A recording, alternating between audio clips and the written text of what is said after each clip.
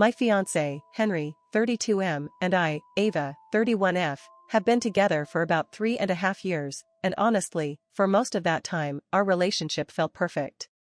He's kind, funny, incredibly supportive, and we genuinely love each other. 6 months ago, Henry proposed. It was beautiful, romantic, everything I dreamed of. A week after our engagement, we got another incredible surprise. We found out we were expecting our first baby. We were ecstatic. Double celebrations. We shared our engagement and pregnancy news on social media, flooded with joy and excitement. That joy, however, was short-lived. Henry has a twin sister, Isabella, 32F. They've always been incredibly close, almost eerily so. I've always tried to build a good relationship with Isabella, but she's intense. Very possessive of Henry. When we announced our engagement and pregnancy on Facebook, the very first comment, within minutes, was from Isabella. It read, "OMG, congrats Henry and AVA. So happy for you too. I'm going to be the best maid of honor ever. Can't wait to plan everything with my favorite fall colors." I stared at it, confused. Maid of honor? Fall colors? We hadn't even discussed a maid of honor, let alone wedding colors. We were just basking in the glow of our news. It felt presumptive. A little jarring. I shrugged it off, thinking, oh, that's just Isabella being excited. Henry just chuckled, that's my sister, always jumping the gun. But it wasn't just jumping the gun. Isabella immediately inserted herself into every single aspect of our wedding planning. She started texting me incessantly, sending Pinterest boards of her ideas, demanding to know dates, venues, colors. She acted as if she were the co-planner, or worse, the lead planner. A few days after the Facebook comment, I decided to address it directly. I called Isabella, trying to be gentle. Hey Isabella. So excited about everything. Just wanted to chat about the wedding stuff. You mentioned being maid of honor on Facebook. I actually haven't chosen anyone yet, and I'm probably going to ask my older sister, Emily, since she's been such a rock for me. Isabella's voice immediately turned cold. What do you mean you haven't chosen anyone? Of course I'm your maid of honor. I'm Henry's twin sister. It's tradition. Emily can be a bridesmaid or something, but I'm MOH. End of discussion. Her tone was sharp, dismissive. I told Henry about the call, fully expecting him to back me up. He sighed. Oh, Isabella. She just gets so invested. Don't worry about it, Ava. You pick who you want. I'll talk to her. But he never really talked to her. He'd make vague promises to handle it, but the problem never went away. Isabella just continued acting like she was MOH, making comments about our wedding, and pushing her ideas aggressively. The tension was constant. The wedding planning continued, albeit with Isabella's disruptive presence hanging over us. My mom and my sister Emily came with me for bridesmaids dress shopping. It was supposed to be a fun, exciting day. Then Isabella showed up, uninvited. She immediately started criticizing everything. Ugh, that shade of teal is so last year, she sneered, looking at a dress Emily liked. And honestly, Ava, with your expanding figure, are you sure you want to emphasize that? She gestured vaguely at my belly, still small but growing with my pregnancy. You'll be huge by the wedding. Maybe an A-line tent would be better. My mom and Emily immediately jumped to my defense. Isabella. That is completely out of line, my mom exclaimed. Emily shot her a furious glare. What? Isabella scoffed, rolling her eyes. I'm just being honest. She asked for my opinion. And it's true, pregnancy does change a body. She'll be popping by the wedding. I felt my cheeks burn. I was already feeling so vulnerable with my changing body, and her comments were like daggers. I just wanted to leave. Her presence sucked all the joy out of what should have been a special moment. I left the shop feeling defeated, deflated, and furious. Henry, when I told him, just sighed. I know, she can be a lot. Just try to ignore her, honey. It's almost over. Almost over? This was just the beginning. As planning progressed, I noticed Henry started getting strangely defensive when I'd bring up certain wedding details. For example, we had decided on a casual, buffet-style meal for the reception, something that felt more us and was also more budget-friendly. Henry had seemed fine with it. But then he started hinting we should consider a plated dinner. Isabella said buffets are so cheap-looking, he'd casually mention. She said it'll look like we don't care. It hit me then. Henry was sharing everything with Isabella. Every decision, every detail, every budget choice. And Isabella was using that information to actively undermine me, to criticize our choices, to make me feel inadequate and cheap. She wasn't just being a demanding MOH wannabe, she was actively trying to control and sabotage our wedding through Henry. When I confronted Henry about it, he shrugged. She's my twin, Ava. We tell each other everything. She's just trying to help make sure our day is perfect. He truly didn't see the problem. He couldn't grasp that her help was actually sabotage. The true breaking point, the point of no return, came a month before the wedding. I received a generic email from our beautiful ceremony venue. The subject line read, "Your wedding cancellation confirmed." My heart leaped into my throat. Cancellation? I hadn't cancelled anything.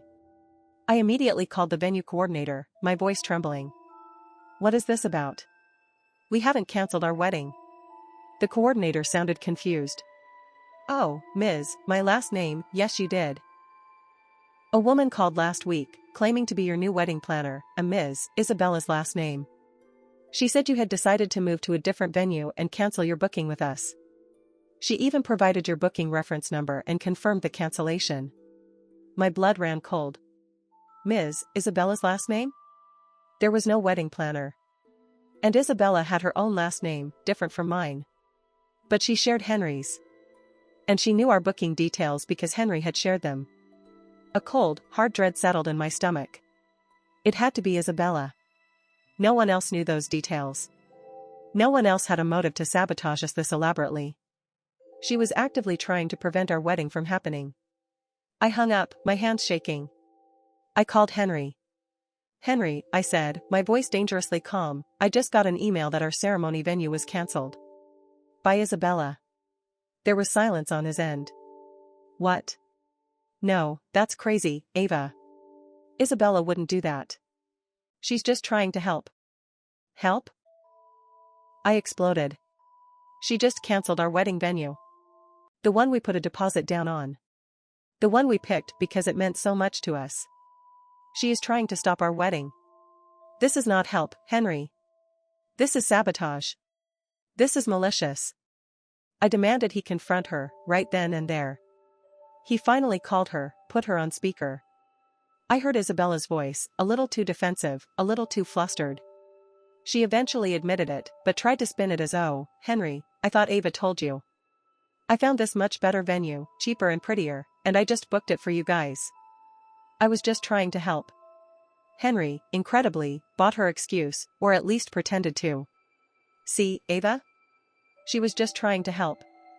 I stared at him, feeling my heart crack. Henry, I said, my voice barely a whisper, she cancelled our venue without our permission, then lied about it, and you're defending her? She's trying to stop our wedding, and you're letting her. How can you stand by her after this? He looked at me, exasperated. Ava, why are you being so dramatic? It's just a venue. We can find another one. It's not worth fighting with my sister over. No, I said, a tear finally escaping, it's not just a venue. It's my wedding. It's our future. And you are choosing your sister's toxic, destructive behavior over me. Over us. Over our child. After that heated discussion, I couldn't stay. I grabbed an overnight bag and left the apartment, going straight to my sister Emily's place. Emily and my mom were already aware of Isabella's antics, and they immediately embraced me, furious on my behalf. The next few days were a blur of tears, anger, and deep introspection. Henry called repeatedly, trying to smooth things over, but I refused to engage beyond short texts saying I needed space. He still didn't get it.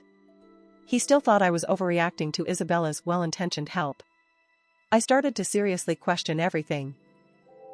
If he couldn't protect me from his own twin sister, if he couldn't prioritize our relationship over her malicious interference, what kind of life would we have? What kind of father would he be to our child, constantly letting his sister dictate terms? The final, devastating straw came unexpectedly. Emily, my sister, and I were looking through old photos on Henry's Facebook. He had a few albums set to public. She clicked on a seemingly innocent album titled Family Memories. As she scrolled, a recent picture popped up. It was Henry and Isabella, both beaming, holding a tiny, pink baby onesie that said it's a girl. My blood ran cold. My baby's gender. We had decided to keep it a secret, a surprise for the delivery. I hadn't even told Emily or my mom. I had told Henry in confidence, planning a gender reveal for us, together, later that month. And he had told Isabella.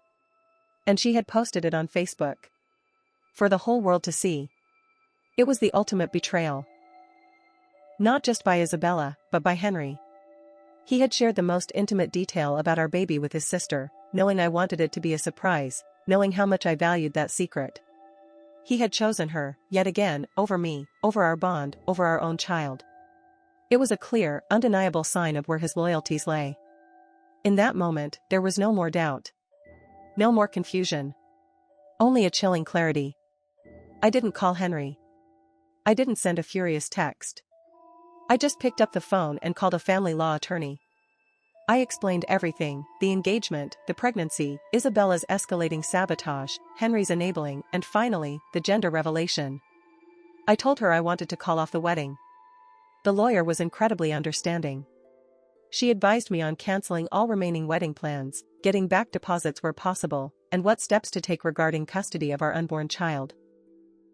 My biggest concern was Isabella's influence over Henry, and by extension, over our child's upbringing. I articulated my fear that Isabella would try to control or undermine me as a mother, just as she had done with the wedding. The lawyer stressed the importance of documenting every single incident involving Isabella's behavior, no matter how small, as well as Henry's enabling. Calling off the wedding was heartbreaking, but it was also profoundly liberating. I canceled all the remaining vendor agreements, absorbed the financial losses, and let Henry know, through text, that the wedding was off. He called me, frantic, confused, begging me to reconsider. He still didn't seem to grasp the gravity of his actions. I told him calmly that his loyalty to his sister, at my expense, meant I couldn't trust him to be my husband or a reliable co-parent. The following weeks were tough. I was navigating complex emotions, preparing for single motherhood, and dealing with Henry's distraught family. His parents called, bewildered, trying to understand why I was abandoning their son. They seemed unable to comprehend the concept of his sister's actions being a deal-breaker.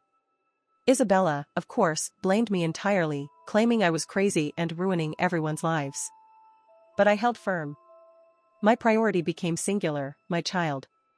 I needed to create a healthy, stable, loving environment for my baby, free from the toxicity and manipulation that had overshadowed my engagement.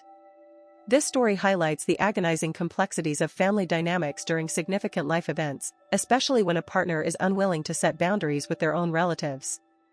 My journey has been a harsh reminder that it's essential to stand firm in one's decisions and prioritize personal happiness and safety, even when faced with immense pressure and familial expectations.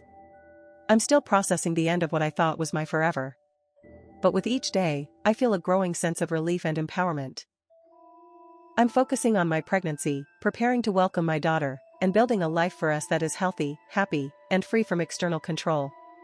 The future of my relationship with Henry as a co-parent is uncertain, and I anticipate challenges, but I am committed to creating a healthy environment for my child, one free from the kind of toxicity that tainted my engagement.